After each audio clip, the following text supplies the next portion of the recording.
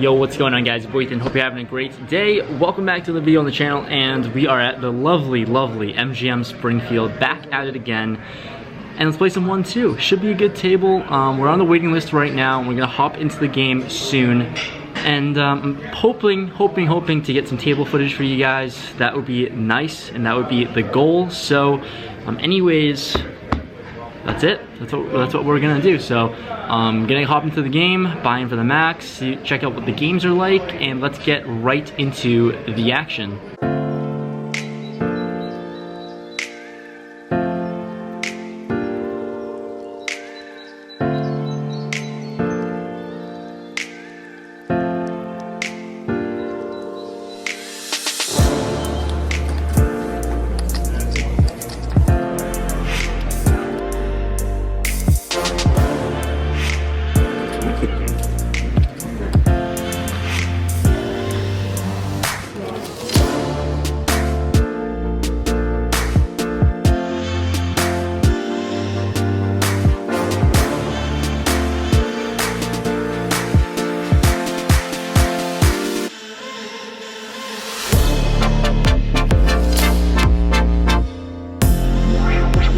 Quick interruption before we get into the hands. I just wanted to announce that there's new Rampage Poker merch out. Huge shout out to Jamie for setting all of this up and letting this happen.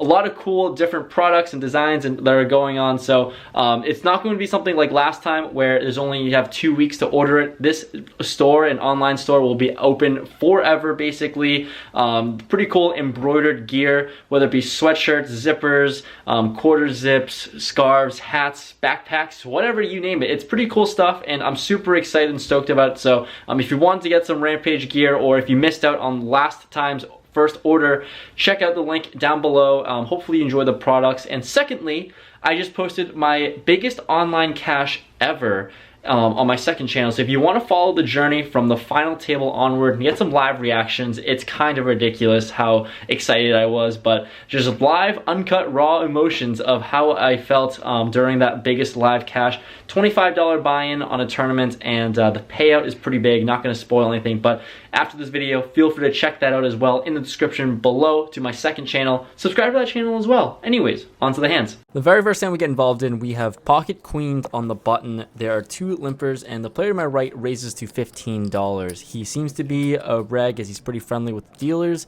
so I go ahead and 3-bet here to $50 on the button, folds all the way back to him, and he makes the call.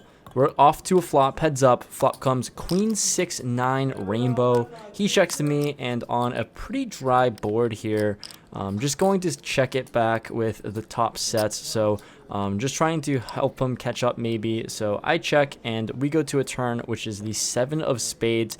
Brings in a backdoor flush draw, and he checks once again. Here, just gonna have to bet for value, and I go with a sizing of $40, trying to milk smaller pairs like 10s or jacks, or maybe even a pair of 9s to make the call. And he does, he calls, and we're off to a river, which is a 4. He checks once again, and here just going to bet a little bit bigger on the larger side. I think that a lot of middling pairs and stuff are just gonna have to fold anyways, so maybe we can find him at the top of his range with 2 pair, or maybe he can get sticky with, you know, a pair of 9s. So I bet 125, and he folds pretty quickly, and we're off to the next hand. How's it going, man? It's been a while. You were here all night? The very next hand we actually get dealt, we have Queen 10 of hearts on the cutoff. There's a button straddle, so we love to see that. And there are 2 limpers to me. Here, I raise things up to $30 with 2 limps and a straddled pot. And only the player to my right makes the call once again. So we're playing 2 hands in a row with this guy. We're off to a flop, which comes Queen 7-4, 2 diamonds out there. He checks, and here, top pair, I can definitely charge a bunch of draws and pretty good hands to continue on. So I bet $45, and he makes the call. We go to a turn, which is a 10 of clubs. He checks once again, and here, just going to bet bigger with top 2. Such a strong hand. I got to charge draws the max, so I go ahead and bet $120. He doesn't have a whole lot in his stack, about like 220-ish behind, give or take. And he also makes the call once again with about $100 behind. We're off to a river, which is a 6. The diamonds brick out, and here with top 2, I'm pretty confident in my hand. Once again, he checks, and just going to put them all in here, just $105 effective, give or take. He doesn't think too long before folding, and he shows the ace of diamonds, so he was going for that draw. Nice to get some value on the flop and turn.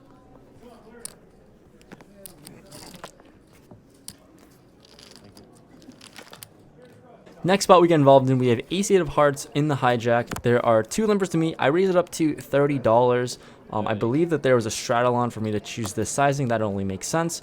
And only an early position player who limped makes the call. He's pretty short, so if we flop some equity, flop a pair, probably just going to have to get it in. So we go to a flop heads up in position. Flop comes 9, 8, 6, 2 clubs out there. Pretty connected board. Middle pair here.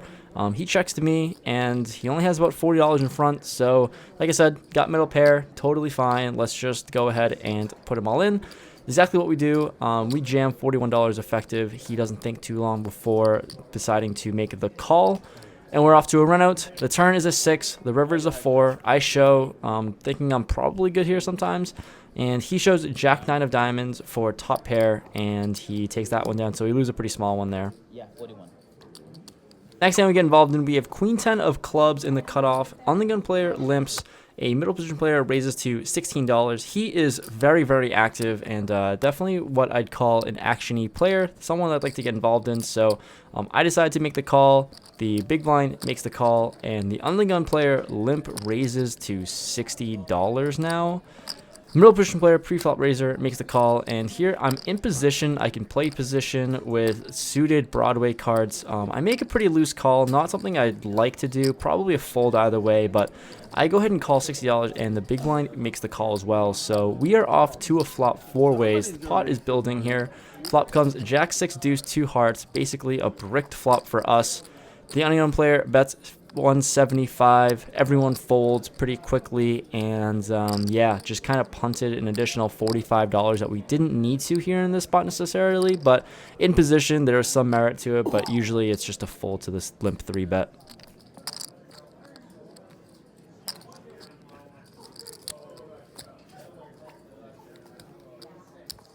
Following hand, we have pocket jacked on the gun. I open things up to $15, pretty standard, and a middle position player makes the call. So we're off to a flop heads up. Flop comes 10, 8, 4, 2 diamonds out there.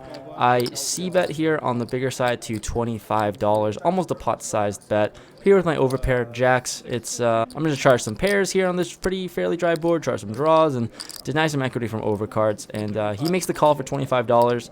The turn is the King of Hearts. It's not really a card I love to see, obviously, an overcard to my pair. But here, I still think I can get value from a pair of 10s, some flush draws as well. So I go for a thin value bet, $30, and he calls pretty nonchalantly. We're off to a river, which is the ace of spades. So this is just getting really gross. Don't love this spot at all. Here, out of position, just going to check. He quickly checks it back, and we show our pocket jacks. Not really feeling amazing about it, but he mucks. So we take down this pot here. We get some red ladies, pocket queens in the big blind, and there's a hijack straddler. There are 3 limpers to me. Out of position in the big blind, pretty strong premium hand here with a bunch of limpers here on a straddled pot. I am going to raise things up to $40. There's still a good amount of people to act, but here, just going to raise up to 40. Unfortunately, everyone folds, so we don't get any more value with queens here, but with 3 limpers and $20 of dead money, or not dead money, but $20 in the middle here, raising the 40, out of position, really not trying to play this hand. Shout out to Ron. I hope I don't jinx this. You have 20 seconds to win. Shout out to you for the high end. We've been chipping down here a good amount. We've just haven't been able to get into some spots, and just chipping down here and there after a few hours.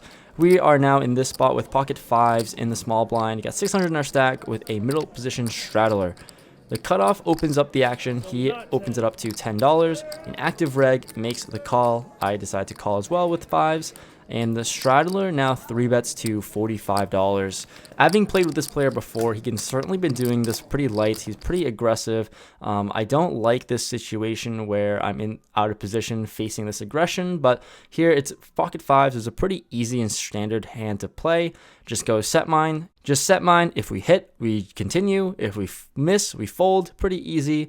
The cutoff folds, and It folds all the way back to me. I just decide to make the call, like I said, knowing he can be squeezing pretty wide here. Sometimes a pair is good. Just gonna have to avoid some stuff.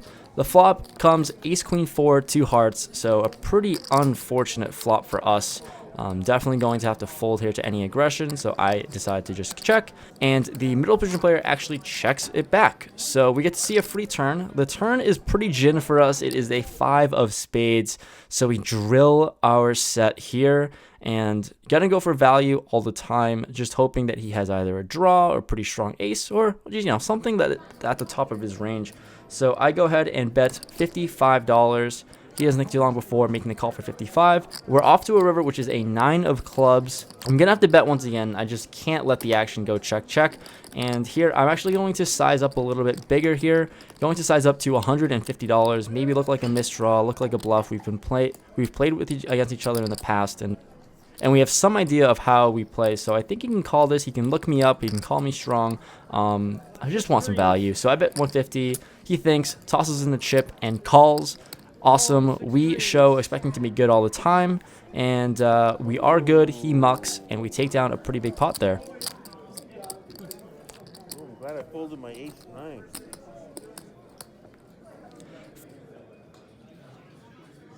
Following hand, we have 8, 7 of spades on the button. We are playing 6-handed now. Few players just got away from the table, so playing short-handed here, always fun.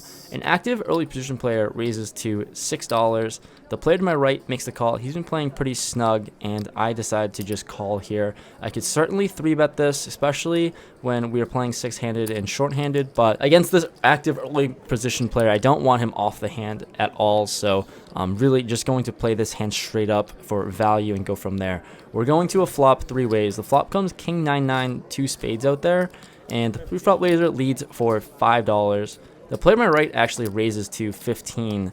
Here with backdoor straight draws and obviously the flush draw, I call the $15 and the pre-flop raiser calls as well. So we're off to a turn, which is the jack of spades. Amazing card for us, obviously. We improve immediately to our flush, and we also pick up a straight flush draw, which would be pretty cool if we hit that too for a high hand bonus. So when action checks to me, I bet $40, going for value here and play straightforward like I said from the beginning. The pre-flop laser early position player makes the call and the other player folds, so we're off to a river heads up. The river is a 7. He goes ahead and leads and jams his stack, $146. This is a weird line. Against this player, it just has to be a call every single time, but I just wanted to think it through. Really did not understand why he would jam here. I don't think he's necessarily bluffing. There's a lot of hands that he think could be good. King Jack, he could be jamming. Any 9, he could be jamming, obviously. As I'm thinking it through, I'm getting a 2-to-1 price to call. And as I'm thinking, he goes ahead and announces that he rivered me somehow. Really weird spots. Don't think that he's necessarily lying all the time. He could be telling the truth sometimes, but I mean, here with a 7 in my hand, he makes it very unlikely that he has a hand like 9-7, saying that he boated up on the river. So really easy to make that decision now. I mean, I was always going to call with an 8 high flush, but here I'm just gonna have to call, obviously. And he shows 9-6 offsuit, and we take it down with our flush, take down another pretty big pot.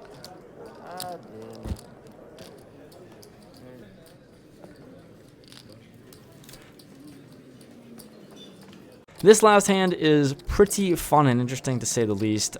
Let's just go over it. We have ace queen offsuit in the big blind. There are 4 limpers to the button who raises to $10. Same player from last hand, Reg in this room here. I go ahead and 3-bet to $35. It is a really small 3-bet. I just knew I choose a really small sizing for some reason, and regretted it right when I put that bet out there. But we're sticking to 35, unfortunately. We get action because we get 3 players to make the call. So we're going multi-way, and we're out of position in a 3-bet pot here. The flop comes ace 3-6, 2 clubs out there. Here, out of position, going to just have to bet for value and bet pretty big since there's 4 of us to this flop. I bet $85, and it folds all the way around to the button, who calls for a little bit less than 85. It's actually $15 total. So, yep, that's what we're doing here, I guess. So we're going to go to a run-out, and we're expecting to be good here a lot of the time against this player. The run-out's a queen of clubs, so we have top 2 now, and the river is a jack of clubs, so pretty disgusting. I show top 2, and he shows 8-7 with the 8 of clubs. So he takes it down. Interesting. And we lose. Wrapping the session up and played for longer than I wanted to. The game is really good. The game is still really good. It was good the whole time. Played for like 7 hours, and honestly, I don't know why I'm leaving, but I am. Just didn't really feel like it anymore. I was playing pretty good, running pretty well, and no complaints at all. But at the end of the day, we're just calling it here. I was in the game for 500, out of the game for about 1064, so decent session overall, but calling it this one. Hopefully you enjoyed the video. Thank you guys so much for watching. Leave a like if you enjoyed, and subscribe if you're new to the channel, all that fun stuff. I hope you liked the table footage. I think it makes for a lot better of a video and increases the video quality, so hopefully you enjoyed that. But anyways, thanks for watching. Signing out. See ya.